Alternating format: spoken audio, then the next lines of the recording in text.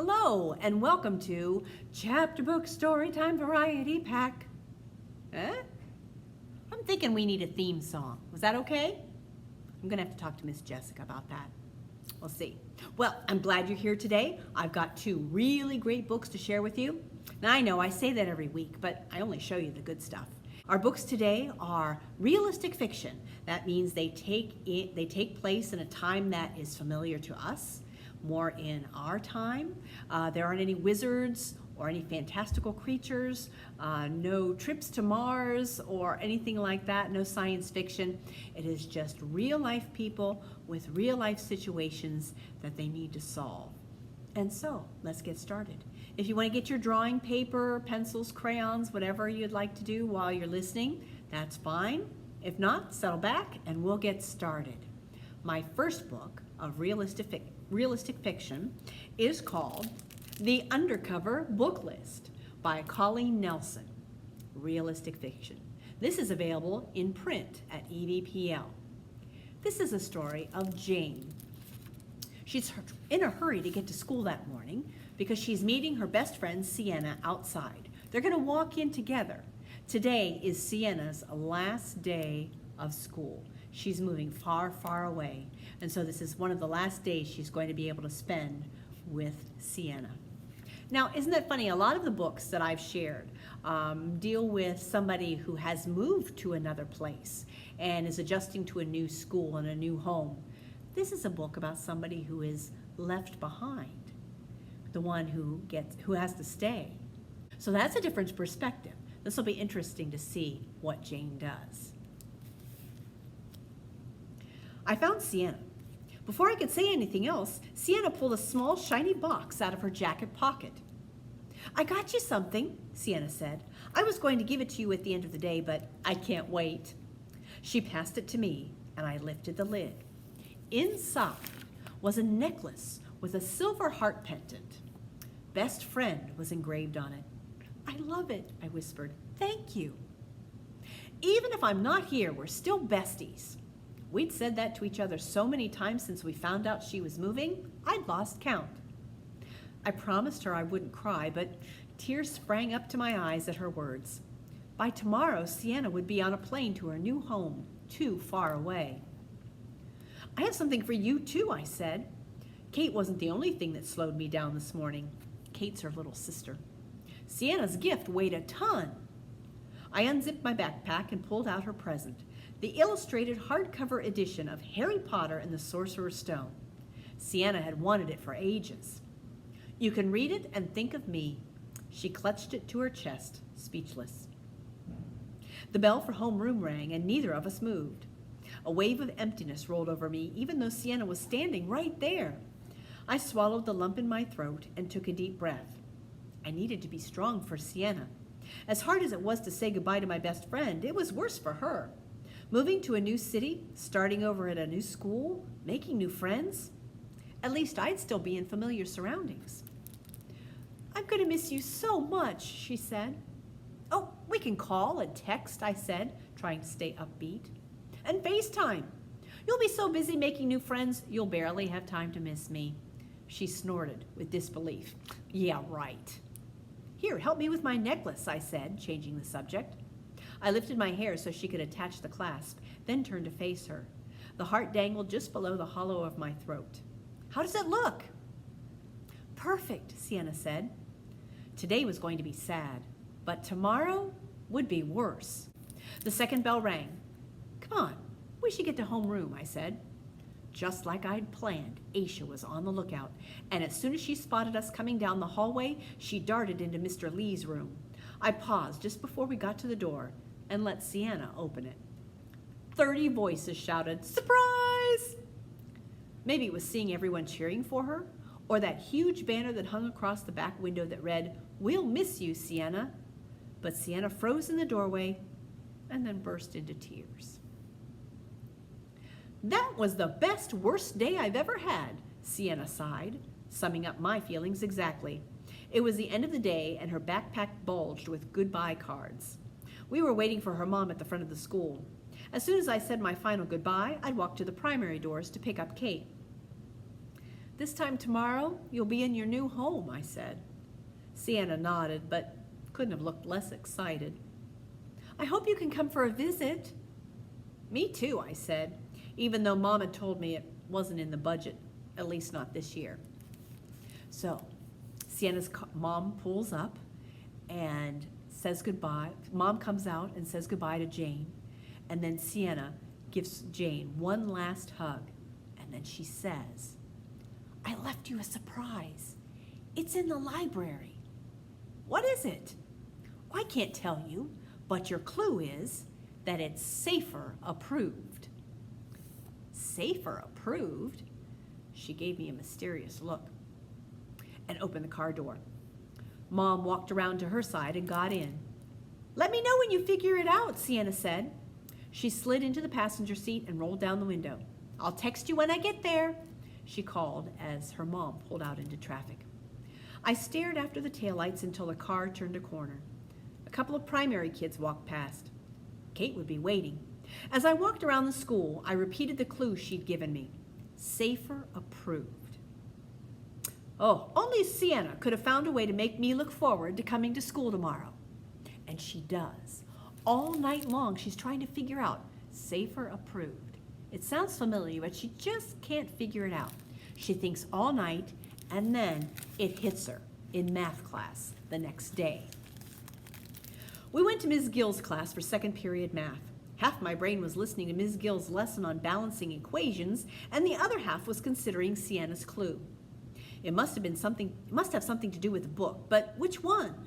And what did SAFER approved mean? Jane, do you know the answer? Mrs. Gill's voice ripped through my thoughts. I stared at her blankly, blinking stupidly. I had no idea what the question was. But Miss Gill wasn't one of those teachers who liked to catch kids out. She smiled at me and pointed to the question on the board. 8 times 9 is equal to 65 plus x. Can you solve for x? Oh, x is 7, I said, because both sides equal 72. Excellent, Ms. Gill said. Solving for x isn't hard when you know what clues to look for. I wrote down the equation in my notebook. My pen hovered over the x. Something about that letter felt familiar. One of my favorite books had a character named Mr. X. In the back of my mind, something clicked. Sienna hadn't meant SAFER, she'd meant SAFER with a capital S. SAFER was the main character in 𝑇ℎ𝑒 𝑈𝑛𝑑𝑒𝑟𝑐𝑜𝑣𝑒𝑟 by Rebecca Stead. In the story, SAFER and George follow Mr. X, a suspected spy who lives in their building. Of course Sienna would pick that book for a clue. She knew how much I loved mysteries. I sat through math impatiently, waiting for a chance to get to the library at morning break to see if my hunch was right. So as soon as she can, she rushes to the library and looks on the shelves for Liar and Spy. But little does she know, she's being watched. This book is told by 2 people. The first one is Jane, and she's telling her side of the story, and a boy named Tyson tells his side of the story. I have to admit that when I started reading Tyson's chapter, they alternate chapters and their turns telling the story. When I first read Tyson's chapter, I wondered, how does Tyson fit in Jane's story? How are these two? Tyson does not look like the kind of person that Jane would want to have as a friend. Let's see what happens. As Tyson's chapter opens, he's in the principal's office. He's in trouble. Again. Tyson had spent that morning staring at his principal's receding hairline and listening to a lecture. Another prank had gone too far. But it had got him out of a science quiz that he hadn't studied for, which was the whole point. Mr. Morangi's words echoed in Tyson's head as he walked home. You need to make better choices. Not everything's a joke. Take things seriously. The truth was that school felt like a too tight shirt that pinched under his arms and choked him around the neck. Joking around with his friends made it bearable. He never meant to hurt anyone, but sometimes that's what happens. Like today with Connor's jersey, a total accident. Too bad Mr. Morangi didn't think so. When he got home, there was a note on the fridge. It was right below his younger sister Ava's honor roll certificate and his older brother Max's high school athlete of the month award. Tyson, put lasagna in the oven at 350 for an hour and a half. As usual, he was the only one at home. Ava had dance, Max had hockey, and his parents were at work. He turned the oven on, poured some juice, and grabbed a snack. The oven took forever to heat up. He'd be back in a few minutes and put dinner in. When Tyson got to his room, he kicked the door shut behind him and flopped into the purple armchair he dragged up from the basement. His parents wouldn't buy him a real gaming chair, so he made do with this one, even though it smelled like mildew and creaked when he sat on it. Tyson plugged his headphones into his Xbox and turned the power on. The title sequence for Mutant Z flashed across the screen. It was about a group of mutants who wanted to take over the Earth. They battled humans for control of key sites. Players could either be a mutant or a human. Tyson was always on the side of the mutants. He created a character named Lizardo who could spin his head almost 360 degrees and crawl like a lizard up buildings and across ceilings. The mutants didn't get weapons, but they could steal them from the humans. Tyson recognized a player and asked to join his mutant army. As Lizardo dropped into the game, Tyson was able to forget about his day at school. The reading response he hadn't finished, the quiz he'd failed. He wished, as he often did, that he lived in the Mutant Z world and not this one. So Mutant Z helps Tyson forget the bad days that he has at school. You know what else he forgot? Tyson forgot to put the lasagna in the oven, so there's no dinner. Mom is not very happy, especially since she got a call from the principal that day for the stunt that Tyson pulled at school. She's just about had it. And the next morning, when she can't wake him up for school because he stayed up too late watching video games, she takes away the video games. No games for a week. You can get your console back if you get up on time for school every morning and I don't get another phone call from the principal. Can he do it? It doesn't seem so. The next day, he finds himself, once again, in the principal's office. The principal comes out of the office, sees Tyson, and says, "What are you doing here?" "I accidentally threw a hat on the roof." "Whose hat was it?" Mr. Morangi asked. "Connor's, but technically it was the wind, not me, that made it land on the roof." Mr. Morangi frowned. "Yesterday we talked about making good choices and what would happen if you didn't. I think sitting here for a while might be a good reminder. You can stay here until Connor gets his hat back." The secretary says, "Do you want to go to the library and get a book?" Technically, Tyson's not allowed in the library. Last year he didn't return some books. But he decides he's going to sneak into the library, and when Mrs. Chin, the librarian, isn't looking, he can take a book out and go back to the office. But when he gets there, he sees something really weird. He'd been waiting for a few minutes when he heard a voice. "Mrs. Chin, I'll just be a second. I have to check something." The student sounded breathless, like she'd run into the library. "Go ahead, Jane," Mrs. Chin said. From Tyson's hiding spot, he watched Jane cross the library to the chapter books. She looked over her shoulder once at Mrs. Chin, who was busy at her desk. Then Jane took a book with a blue cover off the shelf. She opened it, and he saw her face light up. She took 2 pieces of paper out of the book, grinning as she read the first one. Then she put one of the pieces of paper back and folded the other one and stuffed it in her pocket. Tyson stayed hidden until he heard Jane talking to the librarian. The book I wanted wasn't there." Tyson thought about jumping up and shouting, "Liar, liar, pants on fire." It would be funny, but it would blow his cover. He also wanted to know what was on the paper that Jane had put back in the book. Was it possible Jane McDonald was up to no good? Tyson doubted it. Teachers probably arm wrestled each other to get her in their classes. Tyson walked over to where Jane had been and scanned the shelves. She'd definitely been in the S section, middle row, but there were at least 30 books on the shelf. He positioned himself right where she had been standing and then looked for a blue book. He pulled Liar and Spy off the shelf and shook it upside down. A piece of paper floated to the floor. He grabs the book and the paper and heads back to the office. So there were 2 notes. One was for Jane and one was left in the book. Here's the note that Jane got. "Dear Jane, welcome to the Undercover Book Club. I know you miss me so much already. I miss you too. And it feels like you'll never find another friend like me. Am I right? Well, I came up with a brilliant plan. if I do say so myself. We became besties because we both love to read. I'm convinced that there are other kids at Forest Hills who feel the same way about books as you and me. The trick is finding them. We're very elusive. There is another note here. It's for the next person who chooses to read this book. My theory is that you can find a friend based on similar reading choices. It makes sense, right? It's how you and I met. Miss you already. XO, Sienna. P.S. Keep checking Liar and Spy for a reply. You never know when your book buddy will show up. P.P.S. Your code name is X. You have to keep your identity a secret. This is the note that Tyson took back to the office. Hello, I'm so happy you found my note. You're probably wondering what the heck is going on. Why is someone leaving notes in a book? I call it the Undercover Book Club, and it's supposed to be a secret. We can leave notes and book recommendations for each other in Liar and Spy. I mean, it's kind of appropriate, isn't it? This book is all about solving mysteries, as you'll find out if you haven't read it yet. And now we have one of our own. Hopefully you'll love to read as much as I do. I can't wait to find out what book you suggest for me. Sincerely, X. Was this for real? Jane's friend Sienna had just moved away, so maybe this was Jane's solution for finding a new friend. It wasn't a very well thought out plan.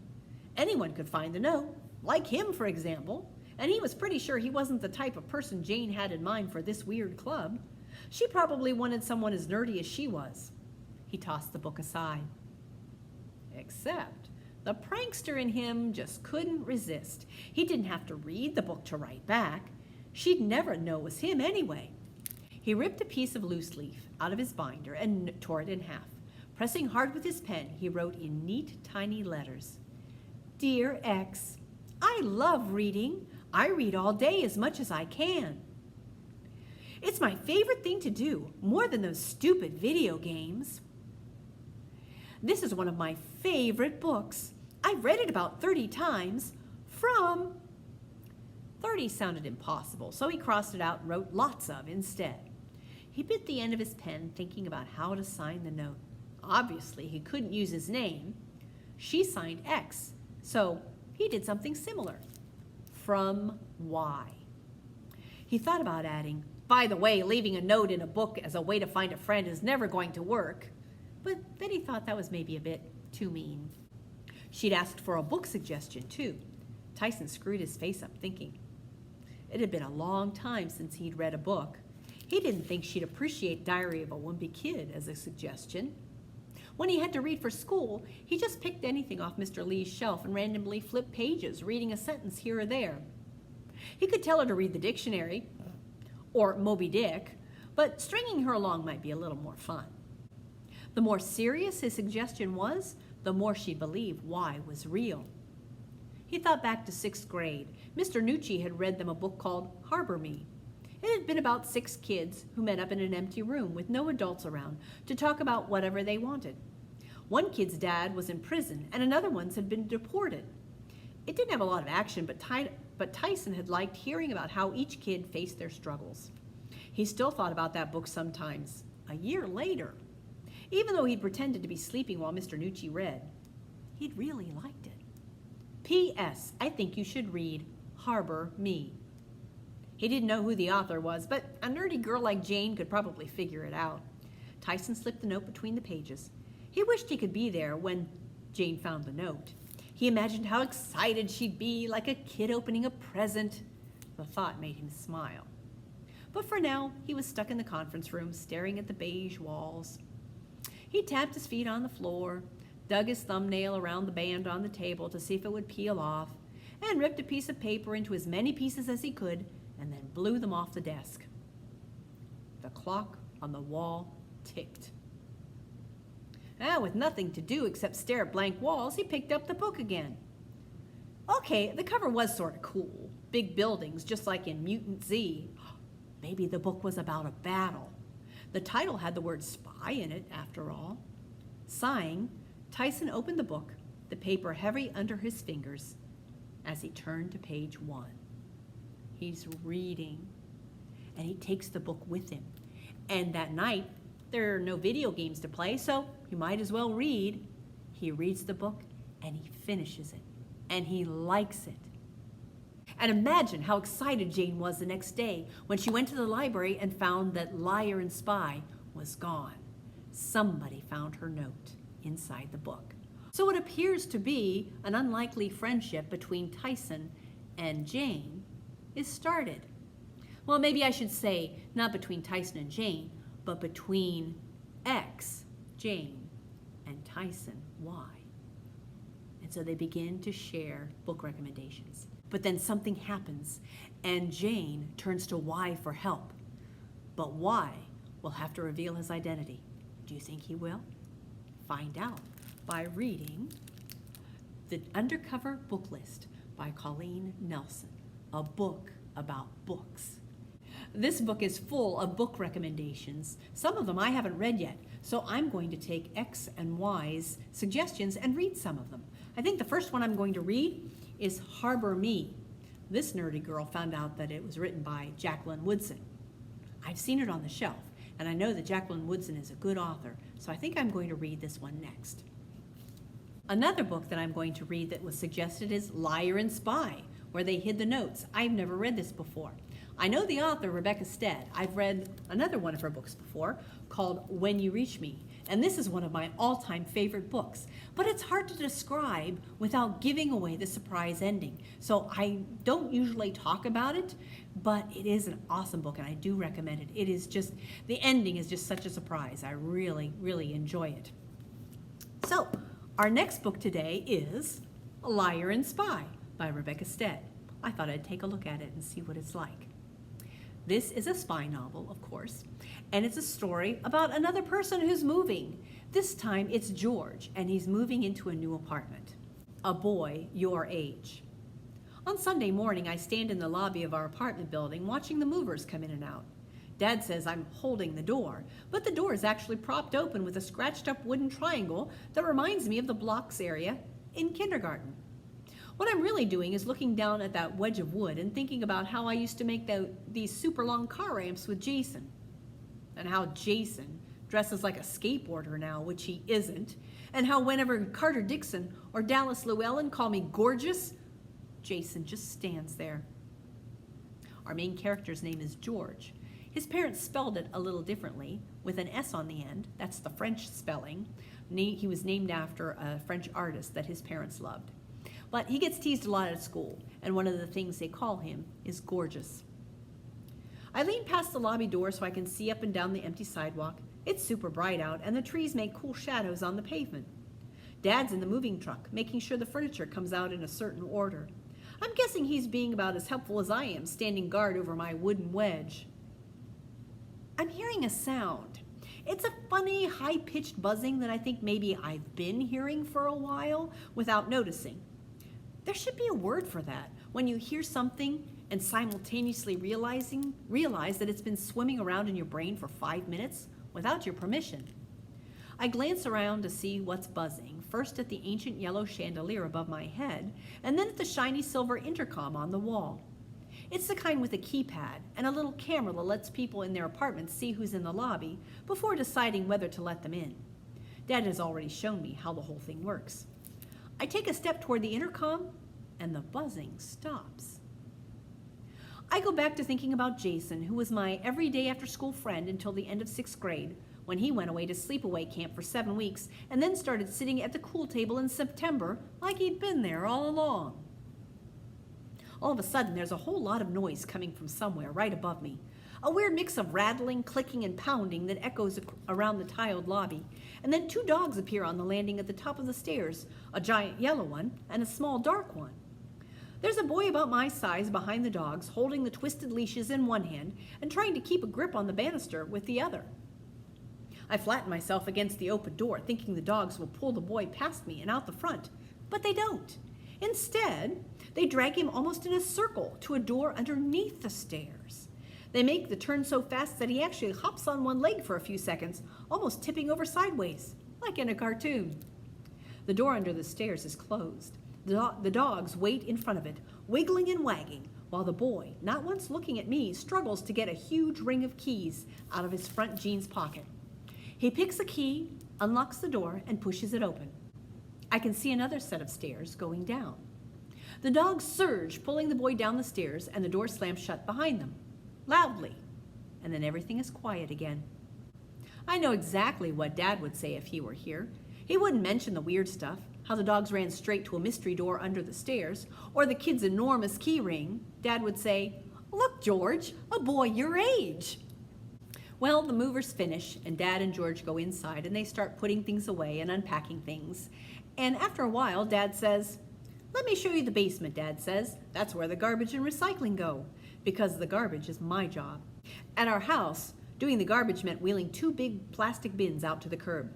I could take both at once, steering them in 2 directions around the crack on the broken concrete path and bringing them back together again on the other side. It's not as easy as it sounds. It's a big crack. I tripped over it when I was 5 and chipped my front tooth. I imagine the new owners of our house hitting that crack on trash day, their cans tipping, and their garbage going everywhere. Dad and I tossed the bags of newspaper in the hall, making a small mountain. When the elevators open, there's a guy in it, standing next to 2 big suitcases. He's wearing a baseball cap with a fish on it. Dad tells him, "We'll take the next one." "Don't want to drown you," he says, pointing at our massive pile of recycling. "Oh, I appreciate it," the man calls as the door is closing. Dad and I watch the beat-up metal arrow on the wall above the elevator move from 3 to 2, then L for lobby. Dad loves old stuff like that, like the big yellow chandelier downstairs and the tiled hallway floors that will never, ever be clean again. He calls it faded elegance. That's sort of his job now. He's officially still an architect, but ever since he got laid off last year, he mostly helps people make their new houses look old, which I think is a little crazy considering that there are plenty of old houses they could just buy in the first place. Dad's getting fired has a lot to do with why we sold our house. Mom says it was partly a blessing in disguise because Dad's always talked about starting his own business, and now he's finally done it. So far, he only has 3 customers, or clients, as he calls them. The basement has bumpy gray walls and a few light bulbs hanging down from the ceiling on neon yellow cords. There's a line of garbage cans against the far wall. Dad and I stack the bags of paper in the recycling area. Next to the large garbage can, there are 2 doors. One of them says Superintendent. There's a pad taped to it with a stubby pencil hanging from the string and a post-it note that says, "Date your work requests." The second door has something stuck to it too, a piece of loose leaf paper with words scrawled on it. "Spy Club meeting, today." I can't tell how old the paper is, but it's a little curly around the edges. Dad is studying it. What a ridiculous sign. I know, dumb. I mean, how are we supposed to attend the meeting if they don't announce the time? Ha ha. No, I'm serious. Dad takes the pencil on a string from the superintendent's door and stretches it over to the Spy Club notice. It doesn't quite reach, so he has to write along the very edge of the paper, "What time?" When Dad gets an idea into his head, it's no use trying to stop him. So I just watch him do it. Dad writes with these perfectly even block letters. They teach you to do that at architecture school. "Can we go now?" So they go back upstairs and work a while longer, and a little while later, George has to go back downstairs with a pile of empty boxes that they need to recycle. Downstairs, I prop the boxes against the wall and glance over at the Spy Club notice. Under Dad's "What time?" something is written in orange marker. 1:30? Question mark. Oh, great. Now Dad has gone and raised the hopes of some kid in the building. I stand there for a minute and then stretch the stubby pencil string over the paper the way Dad did. "Okay," I write. He goes back upstairs, and Dad wants to go out for pizza. George thinks that's a good idea. I say yes to pizza, but can we make it quick, I ask? I have a meeting downstairs at 1:30, thanks to you. Dad stares at me for a second and then bursts out laughing. "Seriously? The Spy Club? I was sure that sign was 10 years old." Of course, he loves that I'm going through with it. "What if it's a 7-year-old or something?" I complain on the way to DeMarco's. "Only one way to find out," Dad says cheerfully, as if he isn't to blame for the whole situation. I get to the basement at 1:30 p.m. The Spy Club door is open, just a crack, and there's light coming from inside. I'm holding a little bag of crumpled up newspaper for camouflage and in case it is a 7-year-old. I carry my bag down to the last trash can, the one closest to the open door. Making as much noise as possible, I open the lid and dump my garbage in. But no one comes out of this room. I stand in front of the door and listen. There's no sound at all. I push the door open with one finger so that I might have just accidentally bumped it, and it swings wide open. It's a tiny little room, almost a closet, with dingy walls, a concrete floor, and one light bulb dangling from the ceiling in a way that's slightly creepy. There's a tiny painted-over window high up on the back wall that lets in some light from outside, but not much. The only thing in the room is a folding table with spindly metal legs. Sitting cross-legged on the table is a girl with short dark hair and bangs that draw a straight line across her forehead. She looks to be about 7 years old. "You came," she says. She's wearing fuzzy pink slippers. There's an open book in her lap. No, I was actually just throwing out some garbage," I say. "Look, I'm sorry. My dad thinks he's funny, and he was the one who—" "Don't worry," she interrupts. "It's not my stupid club." "It isn't?" "No, I'm just here to get paid." "Paid for what?" "I'm a scout." "What's that?" "Oh, you know." She closes the book and dangles her leg off the front of the table. "Scouts look for traps, setups, that kind of thing." "How old are you?" I say. "And what kind of traps?" "Older than I look. And who knows what kind of traps? I told you I'm doing this for the money. I make 50 cents every 30 minutes. That's $1 an hour. Do you think I'd be doing this for free? For $1, I can get a pack of chicks, ducks, and bunny sweet tarts. They only sell them in April and May. That's what I'm doing later. My mom's taking me to the Chalk Nut." I realize she means Benny's, where I've gone almost every day of my life after school to buy a snack. Benny has a faded blue awning that says Chalk Nut, but nobody actually calls it that. She hops down from the table, landing silently in her pig slippers. "But once I get there, I might go for a Cadbury cream egg instead. That's another seasonal candy." "But who's paying you?" I ask. "Safer's paying me." "What's a safer?" "Safer's not a what? He's the 12-year-old human standing right behind you." I whirl around and find myself standing nose to nose with the dog boy. "I'm Safer," the dog boy says. $1, please." The girl holds out her palm.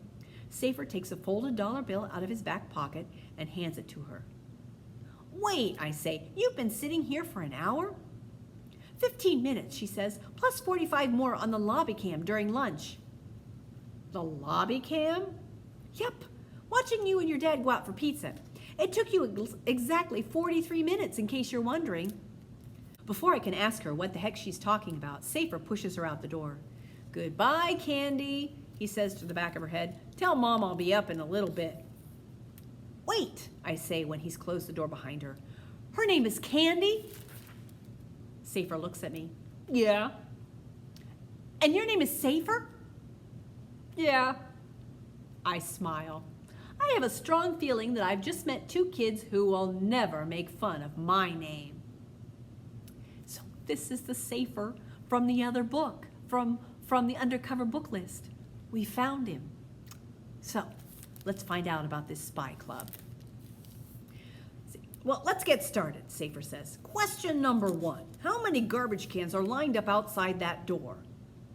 We're kind of leaning against the table from the opposite sides, and he's looking right into my eyes. "Was that your sister?" I ask. Safer blinks. "Yes. How many garbage cans?" "I don't know," I tell him. "Do you want me to go count them for you? Or could you count them yourself?" "Are you asking me to count them?" "No, I'm not asking you to count them. I assume you can count. I'm asking you to remember." "Oh," I realize, it's a test. 8 maybe? 10. "How many buttons on your shirt?" "Don't look." I have an almost irresistible urge to look down. I stare at the light bulb on the ceiling to stop myself. 7? 8. "Okay, so what's your point?" Safer takes his spy stuff very seriously. He tells me that there's this guy in the building who he calls Mr. X, who is almost definitely up to something evil. He says that, evil, like it's something he deals with every day. Just another day fighting the world's evil forces. I kind of like it. Mr. X wears black all the time, Safer tells me. all the time. Black pants, black shirt, black shorts in the summer. He's always moving these suitcases in and out of the building, and they look heavy. Wait, I say, thinking of that morning in the elevator. Does he wear a baseball cap with a fish on it? Safer snaps his head around to stare at me. No, he does not wear a baseball cap with a fish on it. Oh, I thought maybe I saw him. My dad talked to a guy with 2 big suitcases in the elevator this morning, but he was wearing a fish hat. It was yellow. Safer looks annoyed. Well, that couldn't have been him. If Mr. X wore a baseball cap, it would be black. Oh, right. And another thing is that Mr. X doesn't talk. He doesn't talk? He doesn't talk. Wait, you mean never? Safer leans toward me, shakes his head slowly back and forth. He's giving me the willies, and I'm not sure I want to be there anymore, but I'm not sure I want to leave either. If we're going to work together, you have to learn to focus. Try to notice things. What things? Oh, it doesn't matter what things, anything. Buttons, garbage cans. Stay in the moment. I get the feeling your mind wanders. I don't say anything. It does. You're a very important part of this case, you know. I am? You are. Why? Well, because you live in the apartment right below him. Below who? Below Mr. X. I do, but I haven't even told you what apartment I live in. He crosses his arms and looks at me. Well, I can tell you're smart, you know, even though you ask all those questions you know the answers to. Sure, I'm smart, and sometimes I do ask questions I know the answers to. Mom calls it stalling, but honestly, it's just hard to follow Safer's conversation. No one can know about this, of course, not yet. About what? About Mr. X, us, the spy club. Oh, what about Candy? Oh, Candy won't tell. You didn't say anything, did you, to your dad? No. Well, he does know about the spy club sign. He was actually the one who asked what time the meeting was. Safer blows out his cheeks in exasperation and throws his arms up toward the ceiling. Great! Now he knows something is up. You're the one who put the sign up. What was I supposed to do? Spend 20 minutes throwing out the garbage? He'd come down here looking for me. It's okay, Safer says. Calm down. I'm calm. I don't point out that he's the one who started throwing his arms around. Just tell him that no one showed. What? Oh, just tell him that no one showed. What? Tell him you came down and waited, but no one showed up. You can do that, can't you? I guess, but good. I nod toward the elevator. So, you heading upstairs? Go ahead, Safer says. I never use the elevator. Too easy to be taken by surprise. Seriously? And there's only one exit. Oh, okay, well, I'll see you, I guess. He nods. At the next meeting. When's that? Safer cups one hand under my elbow and steers me to the door. I'll be in touch. Should I give you my phone number or something? He taps his head. Not necessary. George goes upstairs and tells his dad that nobody was at the meeting. They work a little bit longer, and then it's time for supper. George's mom is at the hospital. She's a nurse, and she's been picking up a lot of shifts because George's dad has been out of work. So she's not there, so they're going to go out to eat again. When they get back, it's time for bed. It's going to be Monday, and school's going to be starting, so he's got to go to bed early. We say goodnight. From the bed, I can see into the hall and a little into Mom and Dad's room. He's got some music on low, and he's putting their bed together with a wrench. It's weird that the ceiling is so far away. At home, on my old bed, I could almost reach up and touch it. I feel smaller. I'm trying to get comfortable when I feel something under my pillow. I pull it out, an index card. Tilting it to catch the light from the hall, I read, "Next meeting tomorrow. S." I bolt upright, flick on the light, and look around. Safer has been here, in my room. I walk around, opening the closet door and squinting through the window to the fire escape. I get back into bed, but then I jump up again and look underneath it. But there's no sign of anyone. This is when I realize that Safer might be what Mom calls an unknown quantity. In other words, even weirder than I thought. I'm so glad that Jane recommended this book. It's been fun to read. 𝐿𝑖𝑎𝑟 and 𝑆𝑝𝑦 by Rebecca Stead. Now remember, it's liar and spy. So that means that somebody is going to be doing some spying, but there's also somebody who's going to be lying. Is this one person or is it two? What do you think? This is a great mystery to read. It's available at EVPL as an ebook, an e-audiobook, and a print book. Well, that's it for another edition of Chapter Book Storytime Variety Pack. Don't worry, I'm not going to sing again. We looked at 2 books today. A book about books, The Undercover Book List by Colleen Nelson. And in this book, they recommended Liar and Spy by Rebecca Stead, so I decided we would look at that one. There were also other book recommendations, such as Harbor Me by Jacqueline Woodson. And I showed you one of my favorite books by Rebecca Stead, When You Reach Me. A lot of great books here. I hope one of them becomes one of your favorites. Thanks for joining me. Bye-bye.